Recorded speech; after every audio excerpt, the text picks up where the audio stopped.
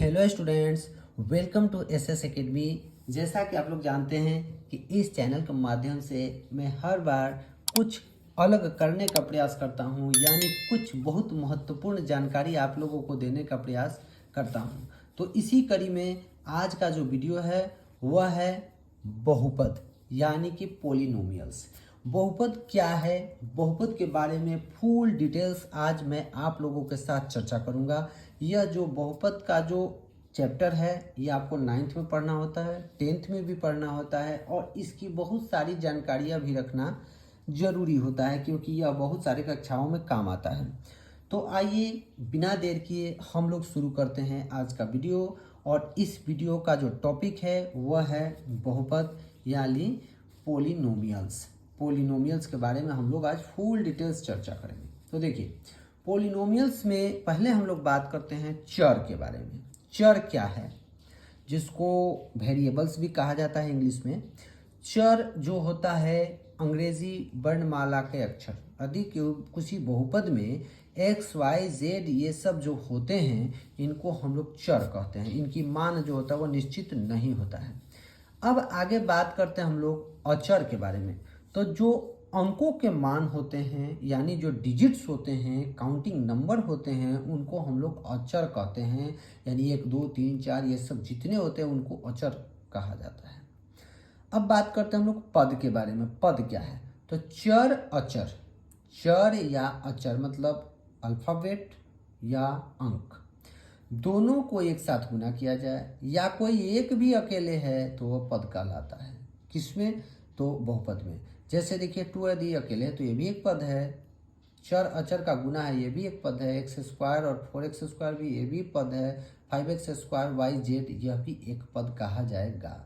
यानी जो आपस में चर अचर गुना हो या केवल चर हो या फिर केवल अचर हो बहुपद में, उसको अगर अकेले कहीं है तो वो पद कहलाता है, या किसी के साथ प्लस माइनस के जुड़ा है साथ में तब भी पद कहलाता है। आगे बात करते हैं गुणांक। गुणांक क्या है, गुणांक का अर्थ होता है कि जो अंक या जो चर या जो अचर गुना किया जाए।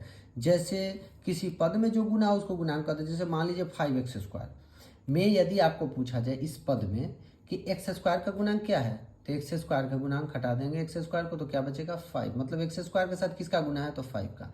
अगर पूछा जाए इसी बात को कि 5 का गुणांक क्या है, तो 5 को हटा देंगे तो क्या बचेगा एक्स स्क्वायर, यानी किसका एक्स स्क्वायर हो जाएगा।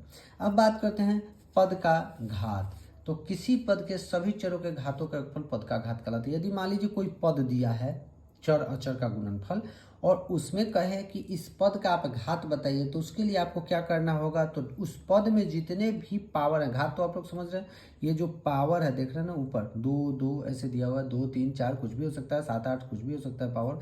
तो ये जो घात होते हैं, पावर जो होते हैं, इनको जोड़ के लिखेंगे वही उस पद का घात होता है। जैसे मान लीजिए ये एक पद है 4x square y square z square, यह पद है, तो इस पद का घात कितना है, तो हम लोग इसके टोटल घात को जोड़ देंगे, यानी 2 2 4 2 6, यहाँ हो गया पद का घात कितना 6 हो गया। अब बात करते हैं सजातीय।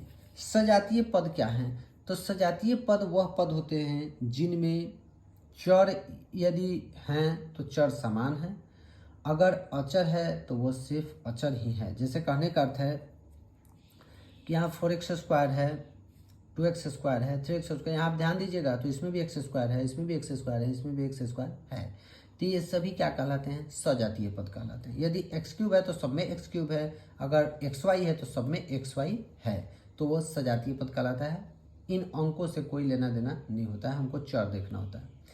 आगे बात करते हैं विजातीय पद। विजातीय पद का अर्थ होता है सजातीय का ठीक उल्टा, यानी जिसमें चर जो है वो डिफरेंट डिफरेंट टाइप के हो सकते हैं, अलग अलग हो सकते हैं। जैसे देखिए इसमें इस पद में क्या है, y है, इसमें क्या है y क्यूब है, इसमें क्या है y स्क्वायर है, इसमें क्या है xy है। मतलब सब में जो चर है वो अलग अलग है।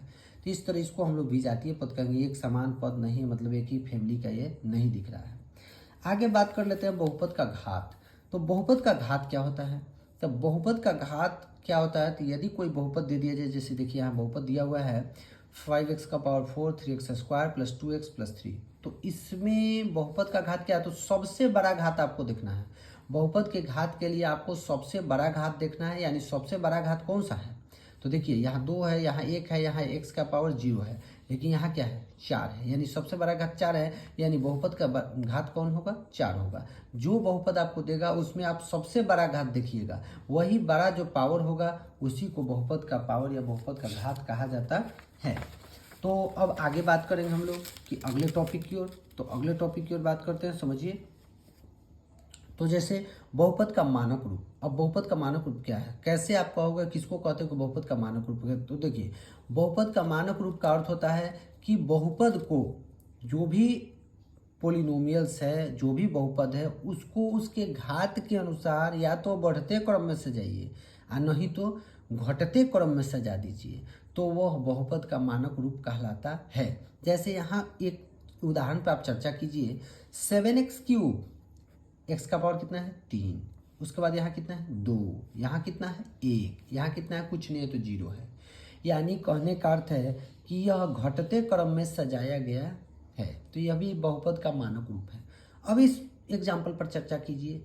तो यह एग्जाम्पल देखिए, यहाँ 2 यानी कि x का पावर कुछ नहीं है तो 0 है, यहाँ x क्या है 1 है, यहाँ 2 है, यहाँ पावर 3 है, यानी यह बढ़ते क्रम में सजाया गया है। तो या तो घात के घटते क्रम में सजा दीजिए या फिर बढ़ते क्रम में सजा दीजिए, दोनों ही स्थिति को बहुपद का मानक रूप कहा जाता है। अब आगे बात करेंगे कि पद के अनुसार बहुपद के प्रकार, कई प्रकार के बहुपद होते हैं पद के अनुसार। पद तो पीछे बता ही चुके हैं आप लोगों को, अब आइए इसके बारे में चर्चा करते हैं। तो पहला है एक पदी बहुपद।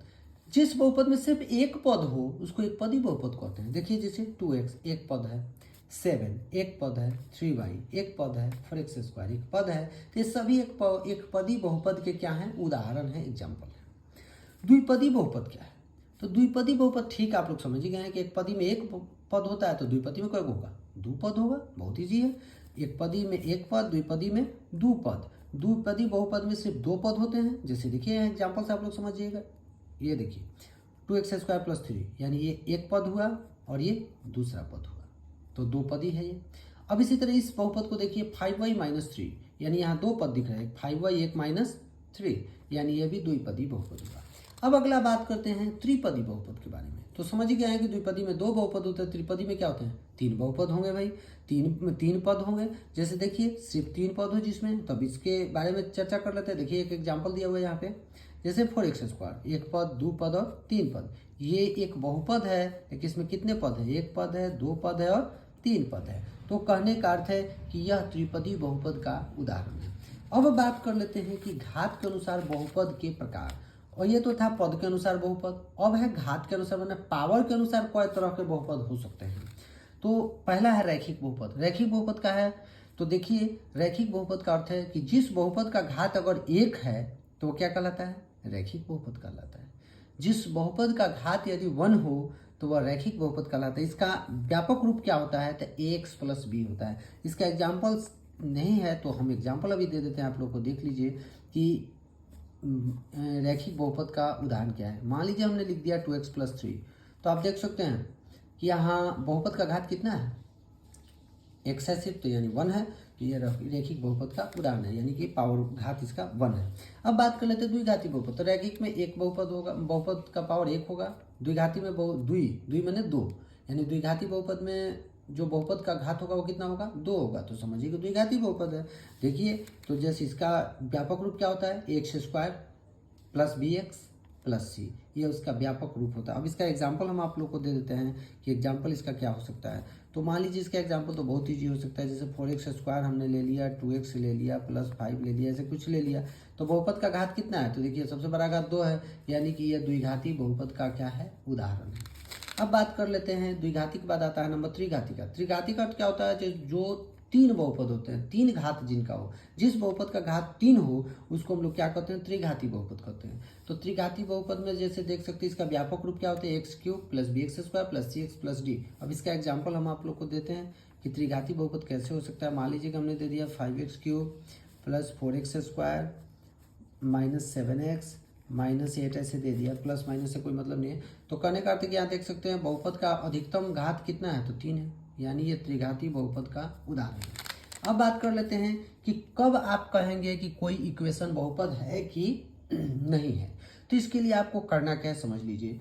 कोई भी बहुपद का डिसीजन आप कैसे लीजिएगा कि कोई समीकरण जो दिया गया है वो बहुपद है कि नहीं है, ये सवाल बहुत बार आता है। तो अब तो कॉम्पिटेटिव एग्जाम में भी एक दो सवाल इससे डाले जा रहे हैं। तो बात कर लेते हैं कि कैसे आप समझिएगा कि बहुपद है कि नहीं है। तो पहले आपको कुछ नहीं करना है, जो इक्वेशन आपको दिया रहेगा उसमें आपको डायरेक्ट जाना है चर पर, यानी XYZ पर जाना है, उसके घात को देखना है। यदि उसका पावर 0, 1, 2, 3, 4 यानी कोई पूर्ण संख्या है तो वो बहुपद है, नहीं तो बहुपद नहीं है। जैसे यहाँ एग्जाम्पल्स हम आप लोग को बता देते हैं कि कब समझिएगा कि बहुपद है और कब समझिएगा कि बहुपद नहीं है।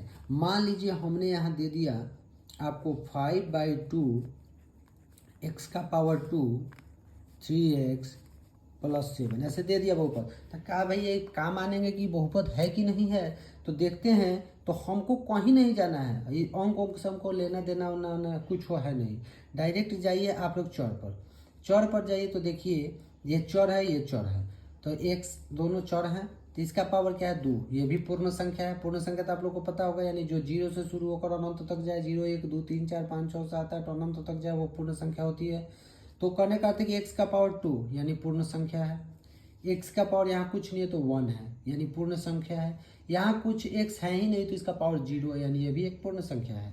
तो यह बहुपद है कि नहीं है, तो यह बहुपद है। क्या है ये, बहुपद है, यह बहुपद होगा। अब बात कर लेते हैं एक और एग्जाम्पल पर, उससे भी आप जानिए। जैसे मान लीजिए हमने आप लोग को दे दिया अनदर एग्जाम्पल दे दिया कि जैसे x का पावर -2 + 3x + 7 5 दे दिया ऐसे। तो कहा भाई इसको अब क्या मानेंगे कि बहुपद है कि नहीं। तो हम डायरेक्ट इसमें भी चर पे जाएंगे। चर का मान 1 है, यहाँ x नहीं है तो 0 है उसका पावर।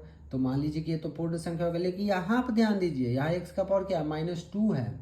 तो x का पावर -2 है, यानी यह जो है यह पूर्ण संख्या नहीं है। यह तो क्या हो गया, पूर्णांक हो गया, वो भी ऋणात्मक पूर्णांक है। ये पूर्ण संख्या नहीं है, इसलिए यह बहुपद नहीं होगा। तो बहुपद यह नहीं है। तो यह था बहुपद चैप्टर। मैं आशा करता हूँ कि ये जो बहुपद के बारे में पूरी तरह से जो डिटेल्स है उससे आप लोग को बहुत सारा लाभ मिलेगा। इसके लिए जो है आप लोग इसे देखिए और देख के इससे बहुत ज़्यादा ज्ञान लीजिए, तथा साथ ही साथ कमेंट में बताइए कि आप लोगों को कितना लाभ हुआ।